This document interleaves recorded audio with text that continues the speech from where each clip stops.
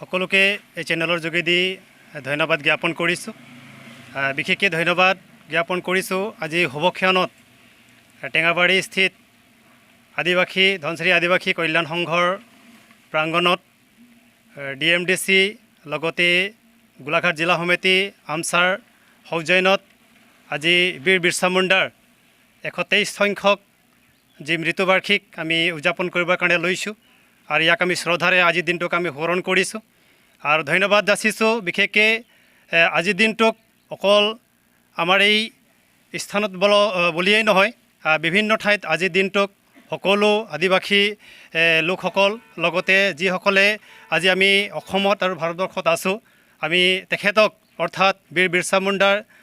আমি আখ্যা দিওঁ যে তেখেতে ইণ্টাৰনেশ্যনেল ফ্ৰীডম ফাইটাৰ, আমাৰ আন্তঃৰাষ্ট্ৰীয় তেখেতে আমাৰ শ্বহীদ হয় আৰু তাৰ কাৰণে আমি তেখেতৰ মৃত্যুবাৰ্ষিক দিনটোক আমি শ্ৰদ্ধাৰে স্মৰণ কৰিছোঁ আৰু সকলোকে আমি আদৰণি জনাইছোঁ। এই চেনেলৰ যোগেদি আমি যিমানেই তেখেতক আমি স্মৰণ কৰিছোঁ, আমি সকলোকে ধন্যবাদ দিছোঁ আৰু অনাগত দিনবিলাকত তেখেতৰ যে নীতি আদৰ্শ, তেখেতে জাল জংগল জামিনৰ ওপৰত ৰক্ষা কৰিবৰ কাৰণে যি সংগ্ৰাম চলাইছিলে আৰু ব্ৰিটিছৰ পৰা মুক্তি কৰিবৰ কাৰণে, উদ্ধাৰ কৰিবৰ কাৰণে, আমাৰ এই ভাৰতবৰ্ষক বচাবৰ কাৰণে যি সংগ্ৰাম চলাইছিলে, তেখেতৰ এই নীতি আদৰ্শ আমি শলাগিছোঁ আৰু এই অনুষ্ঠানৰ পৰাই আমি ধন্যবাদ জ্ঞাপন কৰিছোঁ আৰু তেখেতৰ আত্মাৰ সদ্গতিও কামনা কৰিছোঁ। ধন্যবাদ। বাৰু সৰ্বপ্ৰথমে আমি ধন্যবাদ জ্ঞাপন কৰিছোঁ সাংবাদিকদ্বয়ক। আৰু আজি এটি বিশেষ দিন, আজি 9 জুন। আজি 9 জুন আমাৰ শ্বহীদ বীৰ বিৰছা মুণ্ডাৰ মৃত্যুবাৰ্ষিক দিন হিচাপে আজি সমগ্ৰ ভাৰতত এই দিনক পালন কৰা হয় আৰু ঠিক সেই অনুপাতে আমি গোলাঘাট জিলাৰ টেঙাবাৰী ধনচিৰি আদিবাসী কল্যাণ সংঘৰ মঞ্চত আজি এই দিন পালন কৰিছোঁ। আজি শ্বহীদ দিৱস, বীৰ বিৰছা মুণ্ডাৰ যি মৃত্যুদিন, এই দিনক আমি পালন কৰিবলৈ আজি গোলাঘাট জিলাৰ সদৌ মুণ্ডা ছাত্ৰ সন্থা আমছা তথা ধনচিৰি মুণ্ডা উন্নয়ন সমিতি DMDC আৰু ধনচিৰি আদিবাসী কল্যাণ সংঘৰ সৌজন্যত আৰু স্থানীয় আদিবাসী ৰাইজৰ সহযোগত এই দিনক আমি পালন কৰিছোঁ। আৰু আমি গম পাওঁ বা আমি বুৰঞ্জীত উল্লেখ আছে, ইতিহাসত উল্লেখ আছে,